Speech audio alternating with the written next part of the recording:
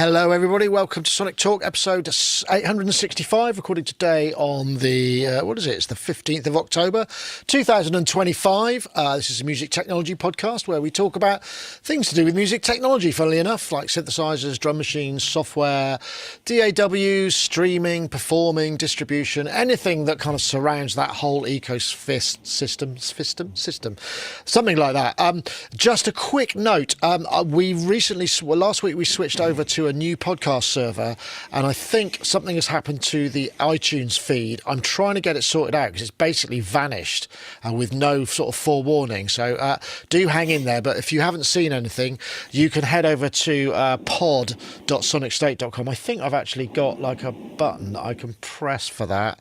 Yeah, there it is. That's not the one, is it? It's this one. Let's see. What was it? Oh yeah, pod. Yeah, it should be in the tune. So anyway, check that out. But just some sort of housekeeping. If you've not checked out the Rodec MX Modular mixer, we've posted a video of that just the other day, and it's a really beautiful piece of studio equipment, and a great demo from Tom there.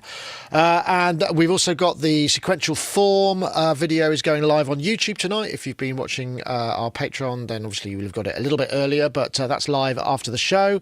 I've also done a Trident patch flip, which will be out next week sometime because I'm going to be away for next week's show, back for the following Monday, but I'll do the Superstar Hangout for the Patreoners on the 26th at 6 p.m, Sunday the 26th of October. And this day in, let's have a look, yes, what is it? Oh yeah, this day in 1973, Dolly Parton released Jolene. I thought that was a pretty good musical fact. Tops the country charts in USA and Canada.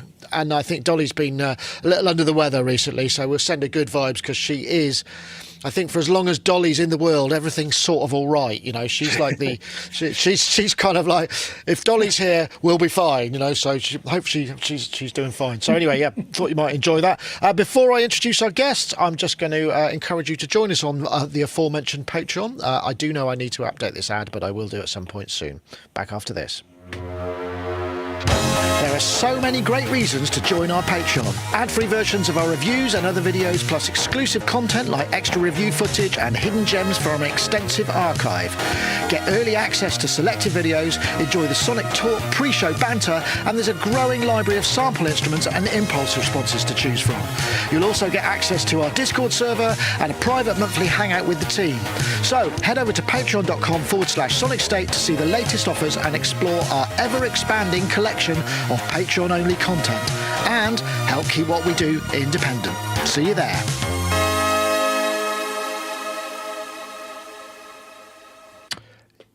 Yes, so let's get on to introducing our guests. We have the welcome return of Mr. Rich Hilton, who is usually on the road spreading the word of disco and good vibes with the band Chic. I think they could be called legendary now, Rich. I think, well, I mean, have been for some time, but this is, yeah, I think legendary status is probably fairly appropriate. That's a pretty good. Every time you come on, I always say, what a joy to be able to play and spread that sort of joy to everybody.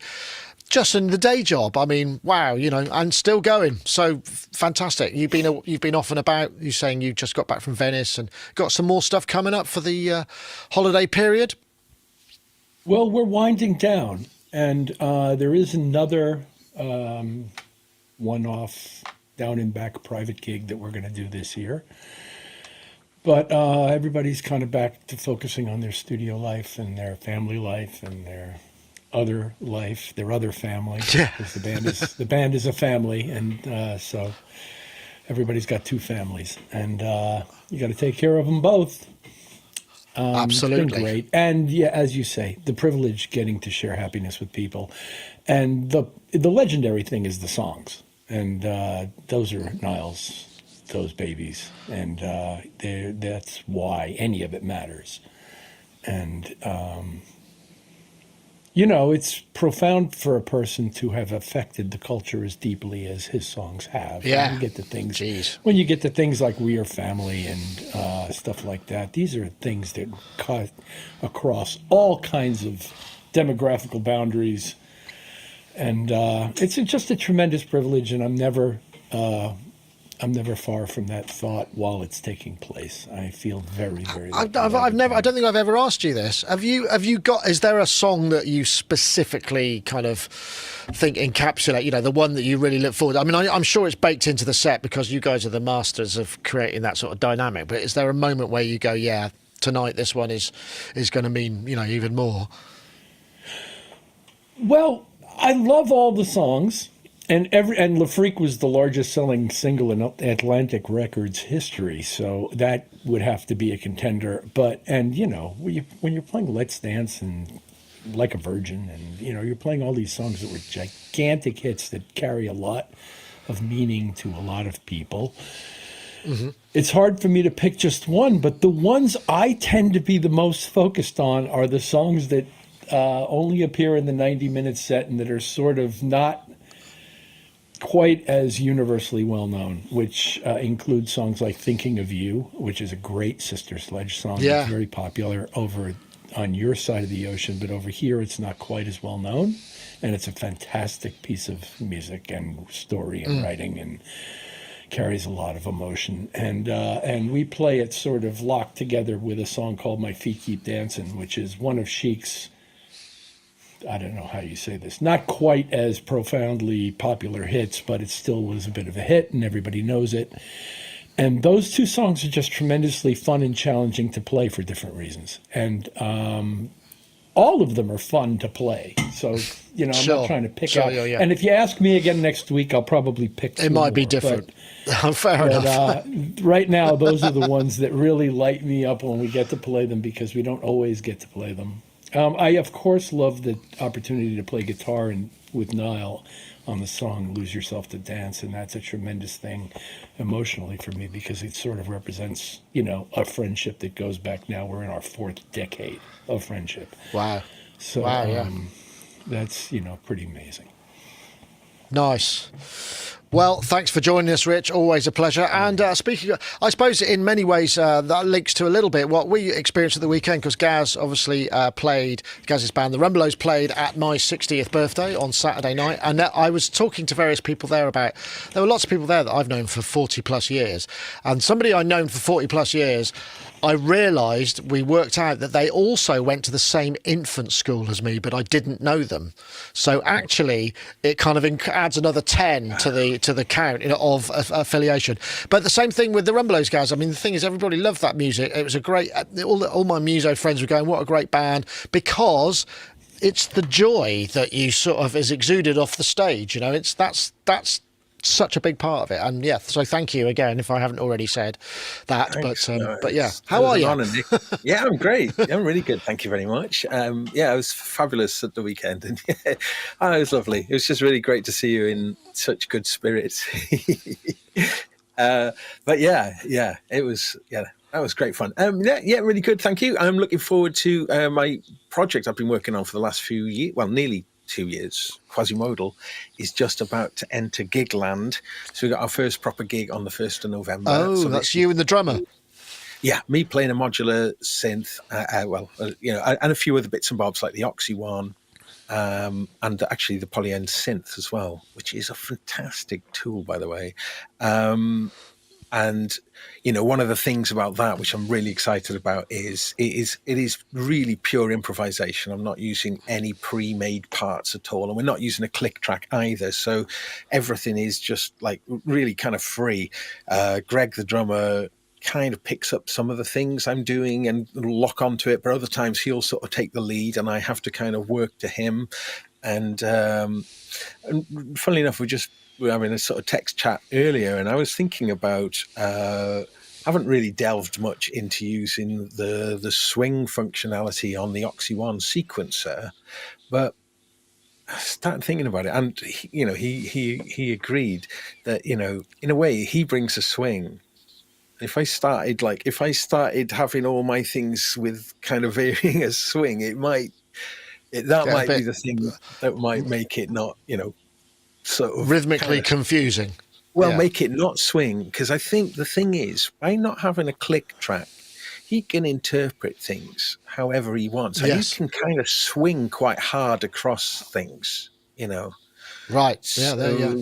you know. So I mean, and the old adage, "Don't mean a thing if it ain't got that swing," is kind of really kind of, is pretty true, I think, especially for emotionally driven music. Yeah. So Well, also, I guess if you're working with electronica as well, I mean, or electronic sources, it's quite easy to be very not grid, but metronomic. Yeah. Yeah. Well, he can sort of change the tempo up. I've got tap tempo, sort of like a master tap tempo, so I can kind of sort of follow him. But I think, for years and years, and the way it's generally been, if you try to blend electronics with an acoustic drummer, that you have to lock it down to a click track, and that the drummer generally doesn't have the control of things, So it's really nice to flip that on its head and sort of essentially just dissolve that relationship, and then just see. It makes it feel completely free. So now it's going to be interesting taking this out live and seeing how it works, because it is seat of the pants stuff. We really don't know what we're going to do. How are you handling the monitoring there then? Because that's a challenge. You need to get that right in that situation, don't you? So we've been practicing. We had our first kind of loud practice last week. We got another one tomorrow. So we have for this little duo formed in February last year, so we've been rehearsing every week more or less since then. So it's been in development for a long time, and for the entire period we've just both been on headphones, and then Greg can put a little bit of his drums in as well into his mix. I generally tend to just have I can hear enough sort of bleed of the drums. So we tried it last week with a PA, and it's so different as soon as you're amplifying. I definitely become aware of all the low end build up that happens when you've got lots of parts going on. So I'm thinking of looking at trying to high pass a lot more things, because it's kind of just things just all a mass in the low area, and that I haven't been noticing that really on either doing it with headphones on or on the recordings. But it's that interesting. Thing about, yeah. But anyway, I mean, have you thought? I mean, one thing you could do is actually, if you've got a monitor mix, run an Omni mic into the monitor mix feed as well at a lowish level, so you're getting the room around it into your headphones. Yeah. So what we're doing, which is quite fun actually, using like a Zoom recorder. In fact, this one, the H6 Essential, which is one of the best music tech products ever made, I hasten to add. And Greg is using that, so he can get his drums. It's independent of the front of house drums. Right. So okay. So Greg can blend in. I don't currently have that facility yet. I'm thinking about it. But I tell you what's interesting though, and this is what he sent me it through today. He wants to communicate to me when we're playing, and now he's created a whiteboard with a bunch of instructions on, and he's going to point to them with his drumstick. So so he has like things like move on is one of them. Right, okay, that's good. Kill the riff, and he's got a kill the riff thing, and he can point to bass. He can point to chords, and or bassline riff or chords. That's he a good can point idea. to another thing where he can't hear time. But I've got like a light coming out of one of the outputs of my Pam's new workout, which is just one of those cables that flash, and it was kind of nice because it was flashing. It was an output coming out of Pam's, and because you can change the width of the pulse. For Greg, he needed to make it like the tiniest, thinnest pulse, so that the light there's hardly any decay. Because before, when it was on like that, it was harder to judge time than when it's like that. Right. So yes, I see what you mean. And that's interesting. So that's the closest thing that we've got to a click track. What that is, that's always symbol, that's always indicating what my master clock that I'm working to, or what is so if he does get lost, he can kind of watch that light, or now he can point with his drumstick. Gotcha. Can't hear any interesting. time. Yeah. So Can't hear so we're any time. taking this live, and I think actually if you're doing that and you expose some of that process to the audience, I think it's better. I think you kind of draw the audience more in. It's more like you just reveal some process, and it makes it, the audience then will be interested to listen to how those, things. Yeah, and it also kind of shows just how free it is as well. Absolutely. Oh, well, brilliant insight. Gaz, I wonder if you could just drop down a couple of dB. I think I asked you to turn up, and I heard it burn a little bit on some of those more enthusiastic moments. Yeah. I'll compensate here, but thanks very much. Okay, well, let's get on. Let's get on to some topics. I'm going to go. I'll tell you what we'll do. Let's go over this way first, because I think this is there's some interesting stuff. Did everybody see the MODX M thing that came out? Did the topic come to everybody? If I press that, is that okay? Rich, I can't tell whether you're nodding or not. Okay, well let's start with that. Actually, before I do that, I'm just gonna put in a sneaky ad, because that way we can get it out of the way and free the pipes for more discussion. So we'll be back just after this. Welcome to Ozone 12, your complete mastering suite. Trusted by producers and engineers for over 20 years, Ozone now features an overhauled assistant that puts you in full control. The latest mastering tech provides louder, clearer tracks and 3 brand new additions to its 20 plugin toolkit. Fix the unfixable with STEM EQ. Locking your low end in any listening environment with bass control, and magically revive overcompressed audio with Unlimiter. Whether you're working on your first release or the next #1 hit, Ozone 12 gives you the control, power and speed to realize your creative vision and bring your tracks to life. Download a free trial or upgrade today to experience the full toolkit for yourself. Available now at iZotope.com. And we'd like to thank iZotope for sponsoring Sonictalk. Now back to the show. Yes, indeed. Okay, right. Well, now I'll press the other button, which is the new Yamaha MODX M, which came out late last night. So this is a sound demo. Key features, they sort of upgraded this quite a lot. 128 stereo AWM2, 128 note FMX polyphony, 12 note AMX, which is a new synth engine completely, motion control synthesis. What else have we got? Montage OS 2.5, seamless sound switching, ESP plugin integration, 10-in 4-out audio interface. Oh God, I wish they wouldn't do that. That shouldn't have been patched too. Sorry. I'll just stop that. That's just like, no, don't do that. Sorry, yeah. Anyway, and what's the other thing? Yeah, pricing and availability. Enhanced new keybeds on all models. Still no aftertouch, but I guess at this price, $17.99 for the M6. This is dollars. M7 $19.99, M8 $2.99. So it's a pricey piece of kit, but it's that.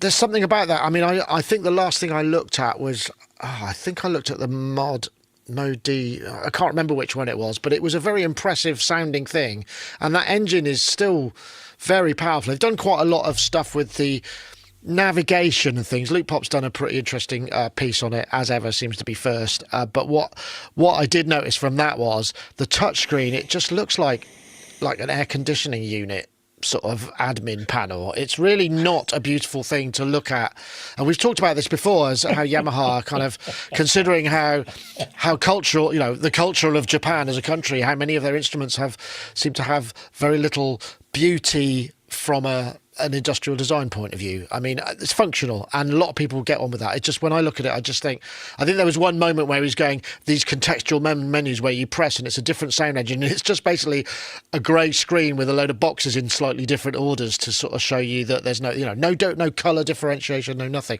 But having said that, a lot of people love this engine, and it's a very powerful thing. I mean, Rich, you're playing the sort of gigs where you're probably seeing this stuff all day, every day. I know you use the Roland stuff, but I'd imagine some of the bands at festivals, they're using these things. It's a big workstation, and it's a very powerful musical system. Yeah, Yamaha's instruments are very, very popular, and they're very, very good. And yeah, the touch screens are what they are. Everybody does their menus differently, and nobody really wants to operate a touch screen in the heat of battle. At least I don't. Not at the rate things are going on our stage. But I'm not here to. I like Yamaha's instruments a lot more in the last 10 years since Montage and forward than I liked the 90s ones that everybody else loved. And I don't have any problem with the fact that they love them because they sound good. I just don't particularly like operating them. But the Montage I actually considered using at one point, and it just didn't work out that way. And then sure enough, Roland showed up at the door with something that I really liked better. And but these are great instruments, and they sound great, and they do pretty much everything anybody's going to need to do. I get the point about it should have some kind of aftertouch, it seems to me, in this day and age. But it's a choice. People are making choices about what features to limit in order to assert a stronger sound. Now, this is not a bargain instrument. It's not like Forum or something. This is an expensive workstation priced product, but I think it's a very good product. Yeah, it's an interesting one, and I think, I mean, I think I did maybe the Montage. God, I wish I could remember now, but it's a while back, and I just did a sort of Friday fun jam, and it sounded great. And it was once I'd sort of got my head around some of its peculiarities, I was like, wow, what a great sounding instrument! It really does sound good, but it's complex. I guess if you need it, you need it. If you don't, you don't. I mean, but this is. I mean, for me, I don't know anyone in my social circle, my immediate musicians who I work with and people who I play, or even the gigs that I go to, where you would see something like this. I don't know anyone who desires this kind of product anymore. Like the musicians I mostly know who play like stage keyboards, I just don't know who the market for these are anymore, really. I'm not sure. I mean, obviously brilliant. I mean, don't get me wrong, it's a brilliant product, but I do spend a lot of time with maybe more experimental electronic musicians and the like, who maybe gravitate more to modular, but it's not just modular, it's other types of things. Never this kind of thing. I don't know. I suppose in a way, because I mean, I know, there's a whole sort of slew of professional keyboard players in Bristol, sort of jazzers and up, and they're mostly using kind of. Well, actually, I think Georgie Ward uses Yamaha stuff with Dua Lipa, so I think there's one. I don't know whether it's this, but I mean, obviously, it's when you're touring and you're proper touring, then. Yamaha, Roland, these are brilliant choices for sure. I'm just talking about, I just thought it was quite interesting. It was one thing I was thinking about because I was looking at this and it's highly impressive. I mean, the MODX before it was highly impressive, and so it's even more highly impressive. But I just think that Yamaha sort of plow their own furrow, don't they? And like the fact there's no, that. A lot of the world is going towards highly expressive keyboards, that's a fair point. The poly aftertouch on quite a lot of much cheaper products now. I mean, Hydrasynth, for instance. The sequential form's got it. I mean, a sequential form, yeah, exactly. So it just feels like and like with such an enormous synth with such incredible potential, it just seems a bit crazy to me. With that everything else is going that way, that they choose to not do that. You know what I think it is? I think it's to do with the cultural difference between maybe in the UK. there's certainly, so within our experience within the UK, there are many more less outlets for live performing, gigging, working musicians who might need things for, show bands or whatever they're doing, whatever they might be doing. This is well, no, but it may not be show, but it may be bands that require a broader palette of sound, sort of MD sort of stuff. That's just, whereas in the States there are still quite a lot of venues and whatnot available, and houses of worship, things like that, where you're kind of pulling the full arrangement together and those sort of things. Basically, am I being too generalising, Rich? Because it seems like there's more opportunity to use this in perhaps in countries like America, where there are perhaps more live happenings and paid gigs, possibly. I think your point about the church market is very well taken. I think that this discussion about the numbers of people who might or might not use a product like this have to do with economics of scale and the kinds of gigs people are doing these days and how they pay. Yeah. This is an expensive instrument. It's a serious investment. If you're going to put a couple to $3,000 into something, you're going to want it to pay off for you on the gig in the ways that matter to you on the gig you're at. So for most keyboardists, that involves the nuts and bolts, bread and butter, kind of like what this FP60 Roland thing does, where you have these, garden variety electric piano, acoustic piano, maybe some kind of string sound, a clavinet and organ. You have, you get electromechanical stuff. Yeah. NEOD has made a gigantic living off of that kind of an instrument, which they call I think their stage model or something. And it's a beautiful thing because it does a lot of things really well, but it really doesn't do much else but those things. And then there are people on synthesis-driven gigs who want instruments more that support that kind of goal in various ways, depending on the kind of playing they do and the kind of music they're doing. But these kind of workstation-y things are very much passé for the large majority of any of those markets, because they're either too expensive or too complicated, and they don't need to be that complicated or expensive. In my own case, I have the opportunity to use these instruments, and I need to be able to do a lot of really varied things in a single instrument. And as it happens, my needs are really well served right now by this Phantom product that I play by Roland. But it's not similar sort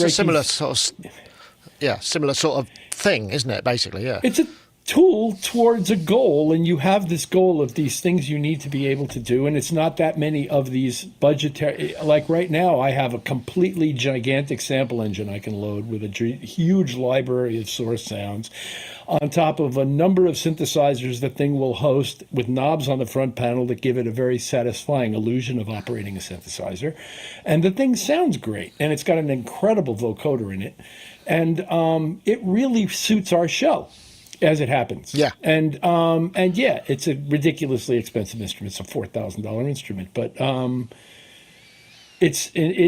so there aren't going to be that many, weekend warriors who are going to go out and buy a $4,000 instrument to use on their weekend warrior gigs. It's not generally that necessary. The difference between those strings and the strings that came in this thing are probably not going to matter on the gig enough for them to spend the extra $3,000. So it's economics of scale. I think. Yeah, I think so too. What Gaz is saying is true. There aren't that many people who need this. Yeah, no, that's fair enough. I mean, because one of the big headline things here though is the AMX engine, isn't it? And the AN1 AN1X engine from the 90s is still so highly revered that this, you get 12 voices on this one. Quite interesting that you're still limited to 12 notes. And does that then impact? Would that take the whole system up? You couldn't use any of the other polyphony. No. It's all. I mean, this is the thing. 128 AMWX, 128 FMX, and 12. So they're all. So it's 200 and something or other. Gosh! Wow. You see, I mean, this is all it's kind of where synths went wrong in the 90s, in my opinion, by just trying to outcompete each other in bigness and sort of complexity. So I'm just trying to think what the unison would sound like on 256 plus 12 plus with a certain massive, and that's probably more than, AM1X might have 2 oscillators. So how many oscillator unison could you get on one note on that thing? A heck of a lot, I would suggest. So much phase cancellation. You get the thinnest, weediest sound possible. Yeah, just like dribbling out of the output like a kind of skinny PWM sound. Yeah, that'd be funny, wouldn't it? Anyway, it's out, and people are, I think the thing is, if you're a user of this kind of thing, I mean, you're getting, not only that, you're getting, I think there's like extra storage for the AWM sounds. I mean, there's quite a lot more to it, and I think they've probably upgraded the processor. Loopop was saying that the refresh rate on the touchscreen was still a bit sluggish, which I get, but I'm guessing that's. Yeah, I don't know. I guess they've got to, because the montage is the one that you go to. It's like one of those things that you present in all this kind of like amazing stuff, and then put in a sluggish touchscreen interface. Ooh, I mean that does have that seems to me a bit stupid, if I'm honest. You know what it is? I reckon it's something to do with the fact, like, well, if you imagine the montage hasn't been updated, there's obviously, this is leapfrogged in terms of, so if they upgrade to the latest technology in the MODX M, then it would be faster than the montage, and it would seem that the montage was less snappy, whereas the next generation of montages are probably going to will fly, and then that technology will end up in whatever the next one is. But yeah, I guess that's the thing that you end up with those sort of differentials, though, don't you? So there's not much you can do about it. But I guess good problem to have. Although still no new synth from Yamaha in terms of synth. I mean, that's it seems. But hey ho, I guess they know where they can. Yeah. Can I speak to this touchscreen thing for a second?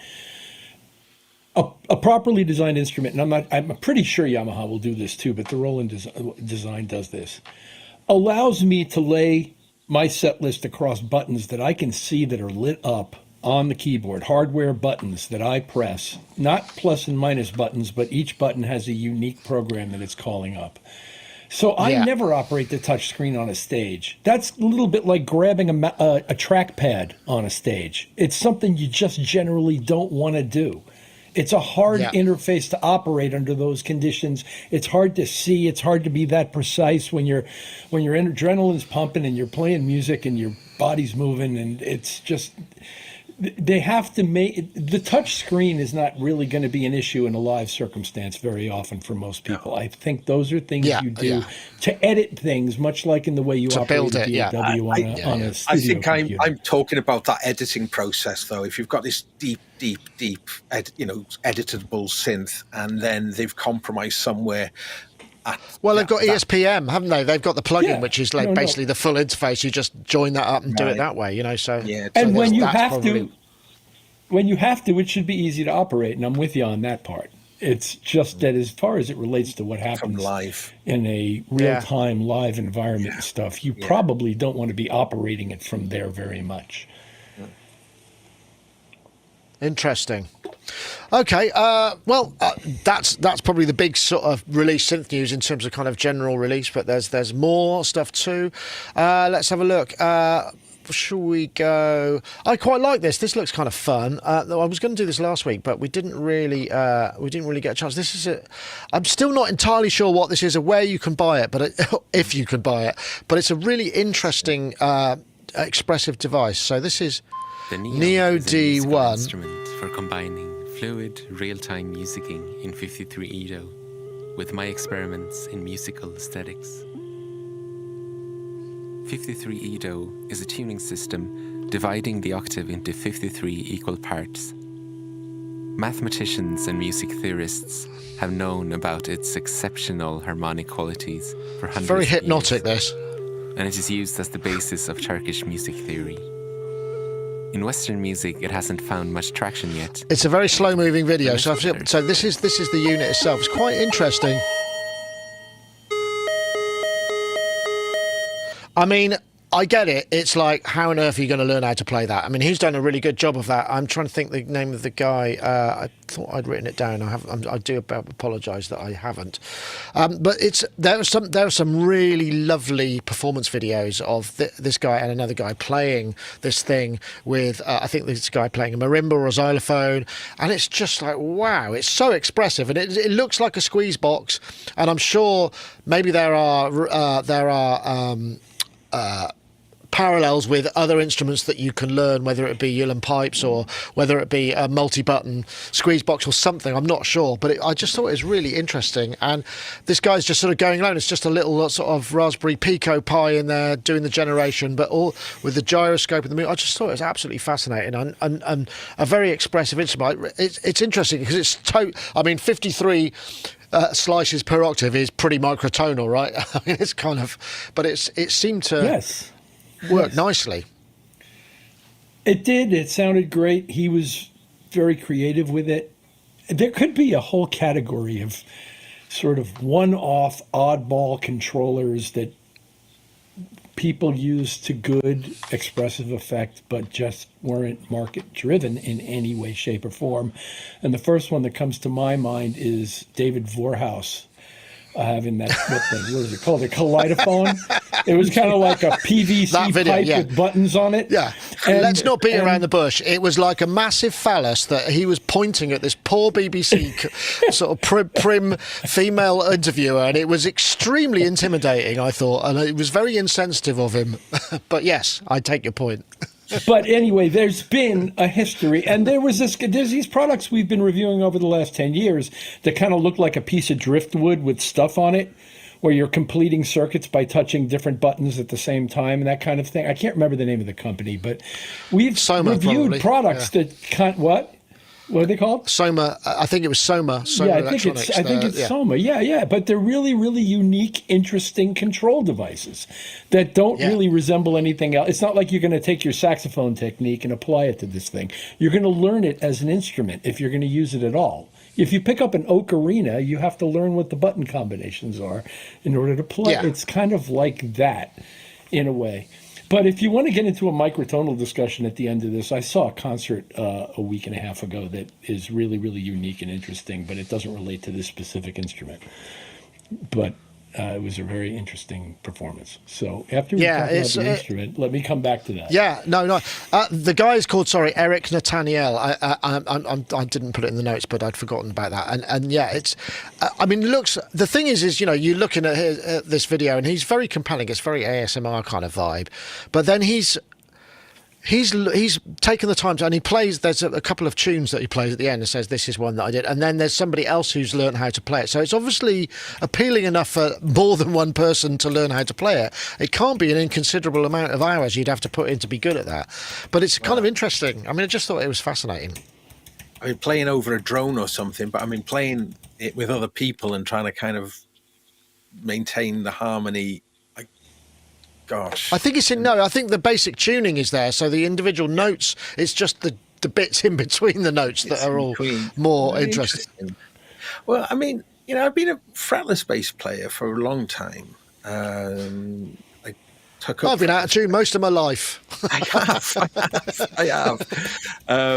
But yeah, I got a bass guitar. I think when I was 18, my first fretless, and that was, that was all about microtonality, really, although I didn't realize it at the time. But just sort of sometimes finding that thing where, you gliss up to a note, and obviously you're playing through a kind of infinite amount of as you're glissing, and then just sometimes when you're rounding on the note, just kind of slewing off it either sharp or flat is really nice. Rather than it being playing out a tune, it is interesting. So it is tapping into some sort of microtonality, and I didn't realize, as I say, back when I was trying to. I mean, by and large, you're trying to get bang on, get it right, yeah. But just a lot of the expressivity, though, is in that betweenness. I mean, blues really is always about being in between the notes, isn't it? And being, Yeah, using I guess so. So having more granularity is definitely, can open up new emotional areas, I think. So, I mean, from my own experience, It's interesting. Yeah, that's one of the reasons I like the Osmos, because you can play a regular chord, and I guess for you, Rich, it's the same with the Seaboard. You can play a chord, and it can be ever so the tuning between the intervals can be as out or as in as your ability or desire makes them. You can make them wonky, or you can slide them to other places, and I quite like having a chord that's complex yet and ever so slightly out of tune. It adds a little extra, particularly with electronic sound sources. It adds a sort of extra something. So I totally get the value of microtonality. Just thought this was a very interesting piece. Perhaps there's not much we can say because you can't buy it anywhere or anything. So I don't quite know. Right. Yeah, but that's just observational, perhaps. Yeah. People were interested in your microtonal reference there, Rich. Yes. So I figured. So about 10 days ago, there was a concert series of about 5 or 6 shows at a place in New York City called the Park Avenue Armory. And the concert was called 11,000 Strings. And this is sort of a big space. And what you had was 50 micro-tuned pianos arranged in a circle around the perimeter of the space. The audience sits in the middle. And Wow. there was also a chamber orchestra distributed around in a circle around the audience throughout the space. And it plays this very specific piece called I think it's called 11,000 Strings, but the concert was called 11,000 Strings. And the pianos were micro-tuned, as I said, and it was a piece of about 66, 68 minutes long. And it was incredible. It was like nothing I've ever heard before. It was absolutely unique and atmospheric and very ethereal. And it's not something that you might expect to hear from acoustic instruments in a space full of air. It sounds much more like ambient electronic music than it sounds like an orchestra playing. Do you know who the composer was? Well, I have the website opened, and the composer's name,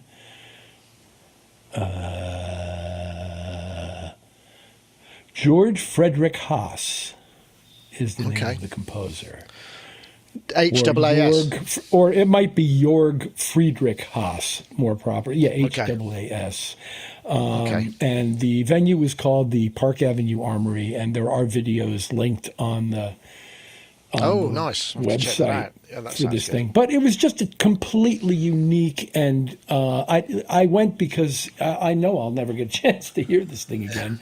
And it actually, the space is part of the thing. So I was trying to sit as centrally located as possible. Interestingly, everybody were trying to grab the tickets closest to the performers.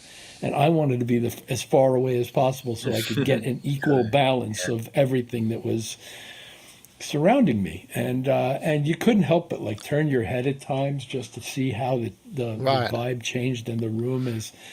And it was remarkable. And I just thought because we were discussing microtonality. Yeah, absolutely. No, fantastic. Micro-tuned pianos in the same space, I thought it might be worth mentioning. No, fantastic. That sounds really good.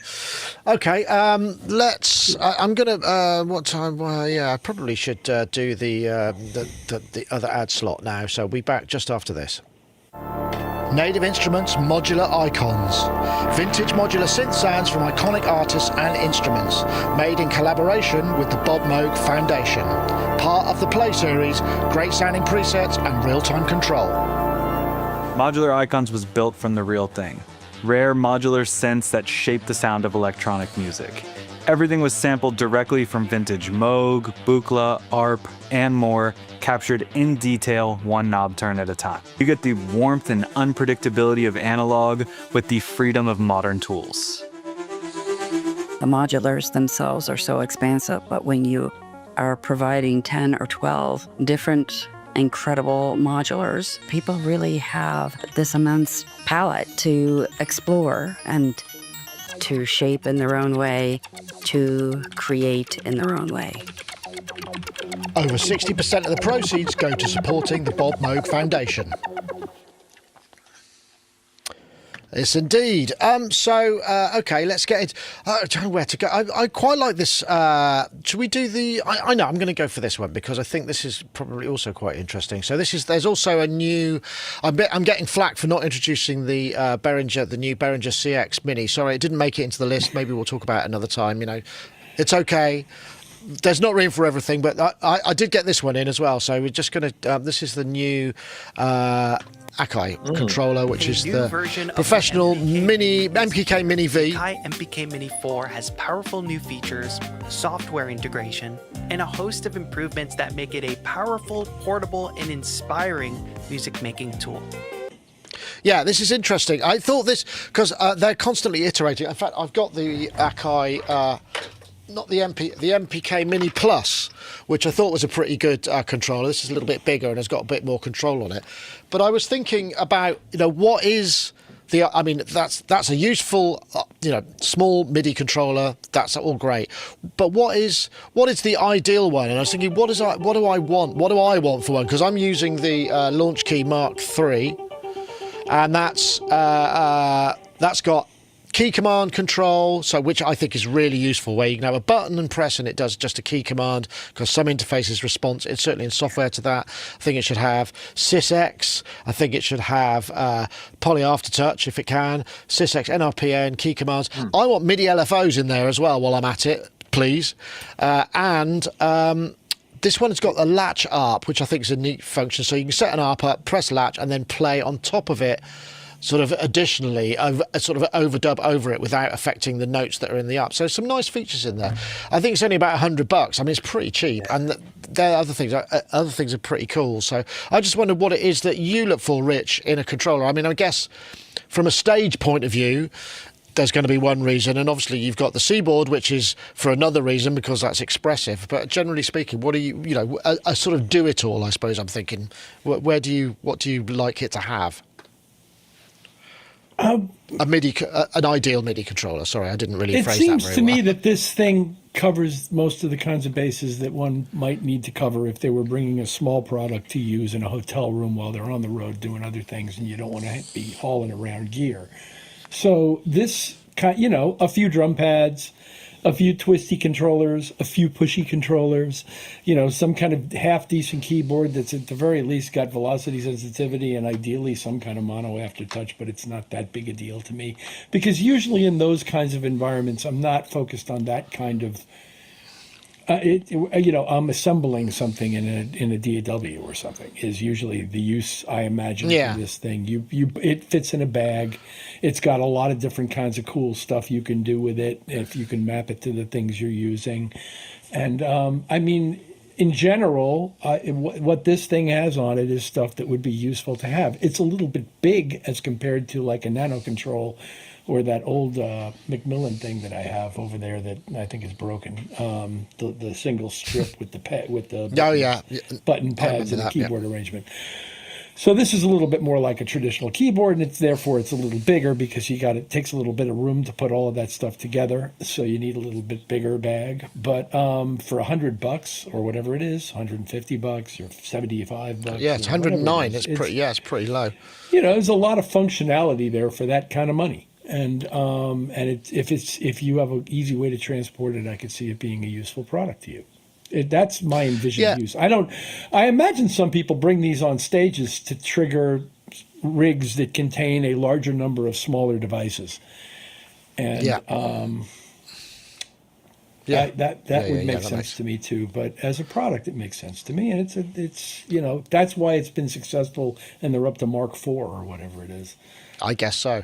I think no, this doesn't have aftertouch, which is a shame. But I guess at that price point, But this is the one thing, when I'm sort of looking, because the Launch Key doesn't, and what I've had to do to emulate because I did the Trident Cherry Audio Trident patch flip, and I wanted to test aftertouch, and it's like, well, can I just have it as an assignable control for a knob or a fader, so I can channel aftertouch. I'm talking about. So when I push the fader up or the mod wheel, it sends an aftertouch. So that would be all of this stuff. You know, that said no, you can only have MIDI controllers or NRPNs. You know, you don't get the other stuff, and it just seems like this should be totally freely cross-assignable, in my opinion, and that would make a lot of sense for me. I mean, I don't know if you use a controller for your modular live stuff. I can't remember. I'm There's using something you have, isn't it? an Oxy, and I'm using a. So yeah, the Oxy would be my controller, but I'm using the Polyend synth as well, and the pads on there. But I think the one thing that a good controller should have, in my opinion, is that thing that can either be a control like a mouse wheel or like the Steinberg AI knob, where you can essentially, whatever the mouse is hovering above, it gives you like a controller for it. You know, I think that's a really nice thing, and not often, you know, it's a bit overlooked, that feature is. And I really enjoy it. I think a lot. I think that's what I mean. I think with a lot of these controllers, the software implementation and just I just want to assign this to do that. You know, I mean, how hard is it? I get SysX is kind of difficult because you need an editor really to do that, unless you can learn on it. But I mean, you know, the Behringer managed to do it, and that had a MIDI learn, and it would just grab the SysX and go, yeah, okay, this now will do that. So it can't be that hard. Well, funnily enough, this was something that I was thinking about yesterday, because it should be mentioned that Atelier, the new GRM suite of that came out yesterday, so that's available now. After, I mean, that was a bit of a hit at Superbooth, wasn't it? It's rare that software, lovely, is a hit. It is amazing. I've got it on my machine behind me, and the more I'm using it, the more I'm thinking this truly is absolutely next level. And the reason why I'm mentioning that is it's got very comprehensive sort of MIDI learn across the whole thing, and I was kind of thinking about it. I mean, I've got quite a few MIDI controllers here, but it just started making me think, what would be the ideal MIDI controller for that particular product, which isn't so much about playing it, and it is more about manipulating things. That Novation. I think this. Oh, sorry. Go on. Sorry, the Novation. The Launch Key Mark III. I think I've got here, which is really good. Key that the launch pad, the launch pad thing. Yeah, that's good. I mean, but again, you know, if you could just kind of go, I want a fader or a pressure pad to assign to other things, not just the things that you decide. It can't be that difficult, because it's only a few bytes and a bit. I just think people should be a bit more adventurous. And as I've said many times, MIDI LFO. Yes, please. That's got to be. I mean, okay, it's not going to go very fast, but having something that could just sync and modulate a controller or the parameter of one of the pads you assign, you know, all day. It can't. I mean, I guess it's down to the complexity. The Oxy has two MIDI LFOs per channel. Yeah, with nice. With the Mark II, you've got 8 channels, so you've got 16. Yeah, that sounds great. LFOs, yeah, so this particular Akai, though, I mean, one thing that is quite nice, though, is they've started to integrate things which I think have come either from modular or from the kind of electron sort of way of things, with probabilities and stuff in the arpeggiator. I haven't looked at this too deeply, so I might be a bit wrong on this, but I understand that it can do. So you can do some really interesting stuff with the arpeggiator, which I think... well, that's that you can latch it and then play over it for a start, which is a really nice touch. Well, that's good. Yeah, that's good. I mean, again, that's a sort of no-brainer, really. Just want to welcome Bo Beats into the chat room. I think I saw him go past there. Oh, he's not in there, but nice to see you, Bo. Thanks very much. Enjoyed your form review. You beat me to it as well, but mine's coming out tonight at 6 o'clock. This looks good. Didn't you do an interview with the guy from Atelier? Yes, last week on my last week. Yeah. So Matthias Poesch, who's very bright. He was. Genuinely though, I mean, this is I've not been using software, that, for years. I've not been excited by software. I mean, it's as brilliant as it is, because I suppose modular has really got my interest there. But Atelier is Atelier. I'm telling you, Atelier is really quite special. It's a lot of its influence has come from modular and the incredible creativity that's happened within the modular world, certainly in the last sort of 10 years. So there's a lot of the paradigms which I'll have translate to very check that well out. across. It was a great demo we got at Super Booth, and that wasn't even sort of finished by then. Okay, and maybe one more quick one. I forgot to mention, or maybe I did mention, but there's no show next week. I'm going on holiday, and that's the end of it. So I'll be back afterwards, the following week. So yeah, I'm looking forward to that. Let me see. Thanks, Wagyu's popped a link in the show notes for the Atelier. Thank you very much. That's and I think that's your interview from last week. So nice one. Cool. Okay, Yeah. let's do this. Let's do this one. Now this was kind of interesting, and a bit of Carpler Strong action in a module from Strymon, of all people. SuperKar Plus, which is 32 voice strings. Eurovis. This is by a chap called Pete Shelley. Let me just do that one. And this is an interesting device. It's mono and polyphonic, two sort of separate voices in a way. I don't think that this video is front-loaded to the best audio examples, to be honest. There's some really great stuff later on. I'm going to see if I can play a bit. There were just some sound examples. Let me see. And it just I have to say, I mean, Carpler Strong is one of those ones that, you can think all sounds very much the same, but this sounded really good. So this has got up to two voices, one mono and poly.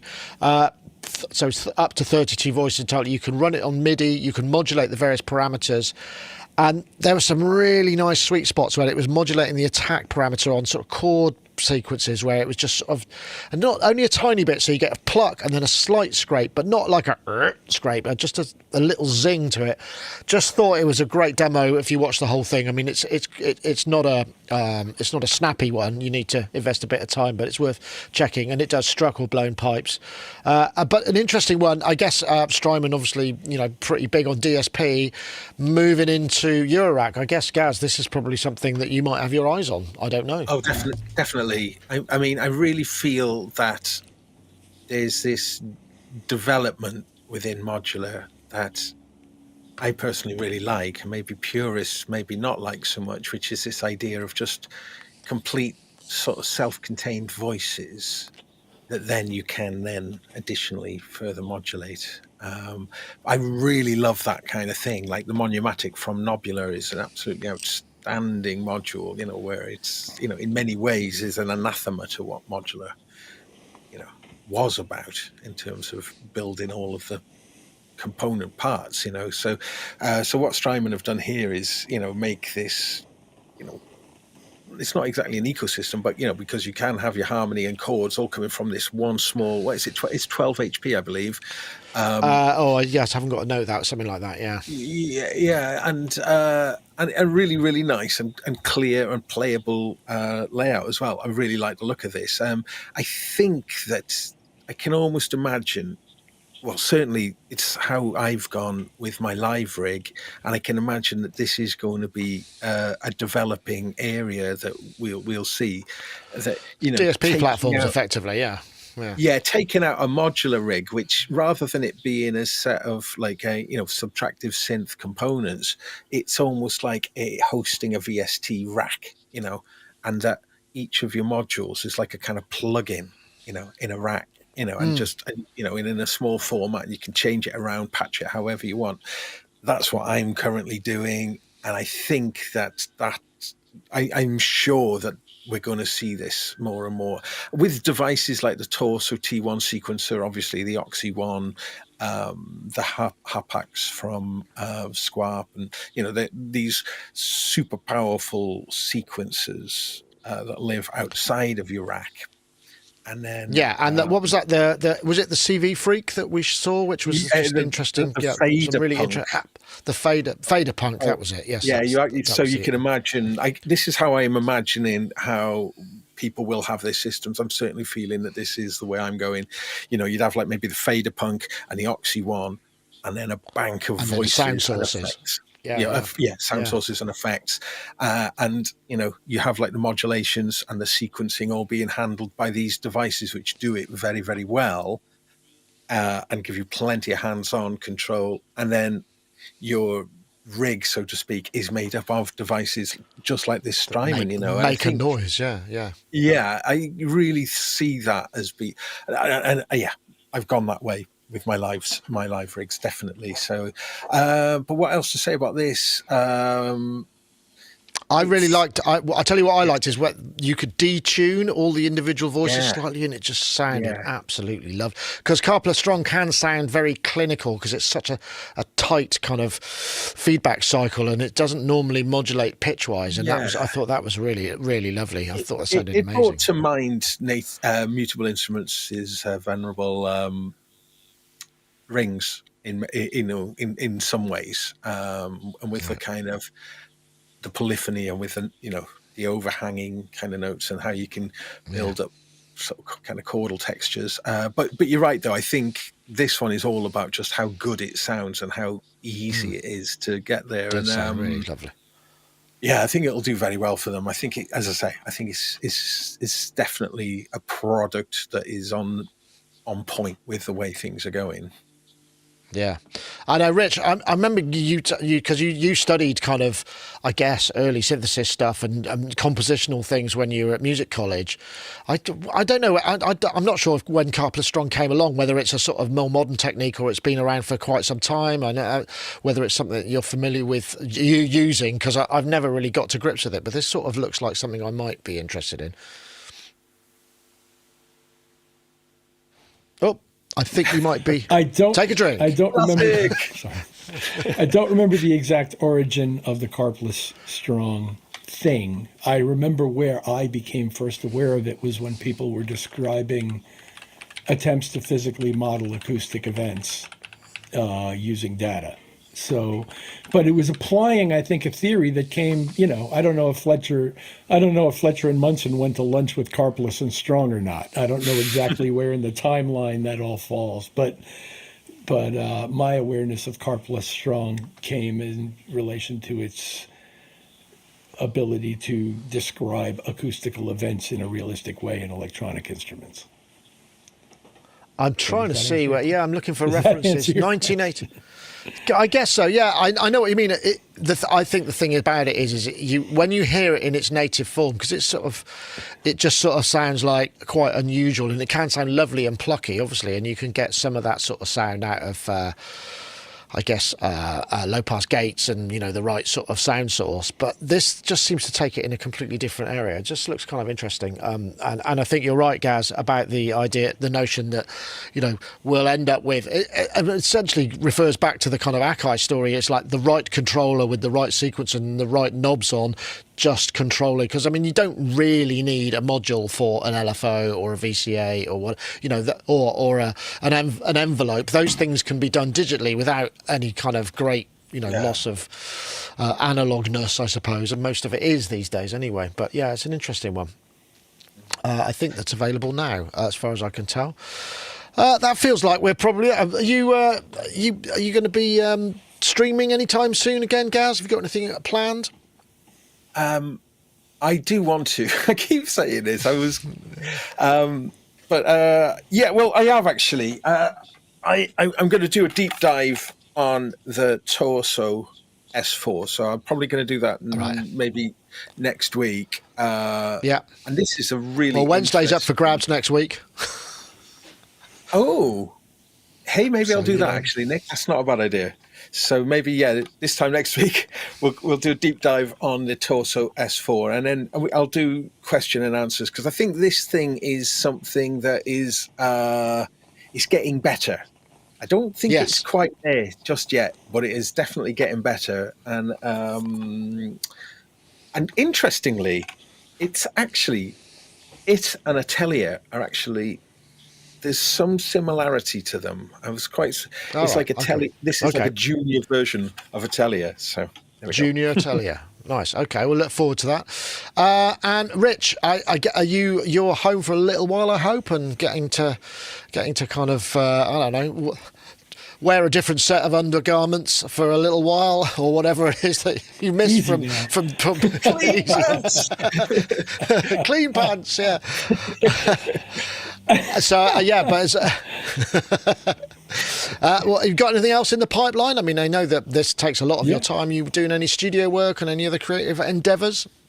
Yeah, I've got a couple of production projects that I'm looking forward to getting into. And I've been working also on various software-driven pursuits and mixed technique-driven pursuits and things like that.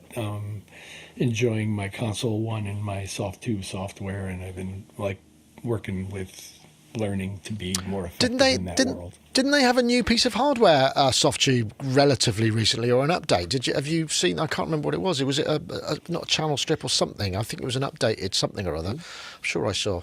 Maybe not. Maybe I'm completely. Sure. I only hope I just haven't fader broken some kind of embargo.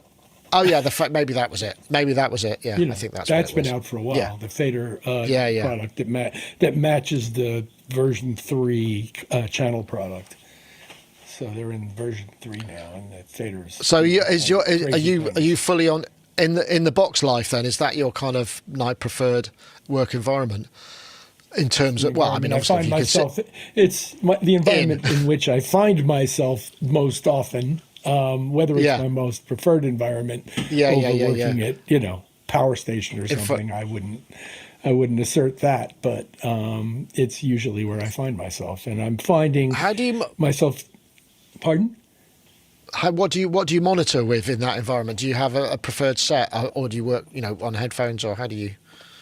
I have speakers that I like. That I'm thinking about maybe changing because almost everybody I know is buying Focal and they do sound great.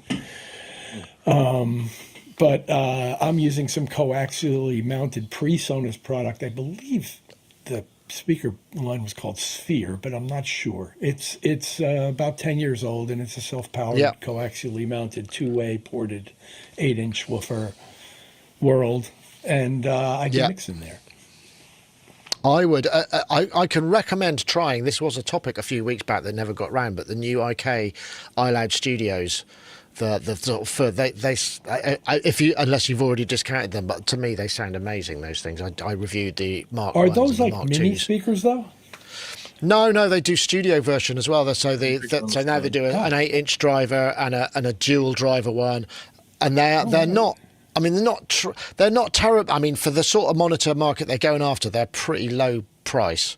I think the pair is about $2,000, whereas they're going up against ones that are $5,000 or $6,000. So it's kind of the world I'm in right now is that level of price point, and I'm thinking about whether I want to go another level up in price point. Check them out; they sound amazing. Yeah, and I think they do anyway. Cool. Right. Well, folks, thank you very much for joining us. It's been a lovely show, as ever. Like I say, no show next week, and thanks very much to all of the chats. I've got to give Wagyu the shout-out that he's always deserves for moderating and doing all the behind-the-scenes stuff, so it's much appreciated. Thanks, Wagyu. So, yeah, that's it for this week. Back on, what is it, the 22nd... 20th. Oh God, I don't know. 23rd. So 31st, somewhere around that. The Wednesday after next week. Anyway, I won't be here. So next week. So fill your boots. Thanks very much, everybody. That was Sonic Talk episode 86. Oh God, was it 856? No, what was it? I can't remember. 865. There we go. I knew I'd get there in the end. See you all later. Thanks very much. Take care. Bye bye now.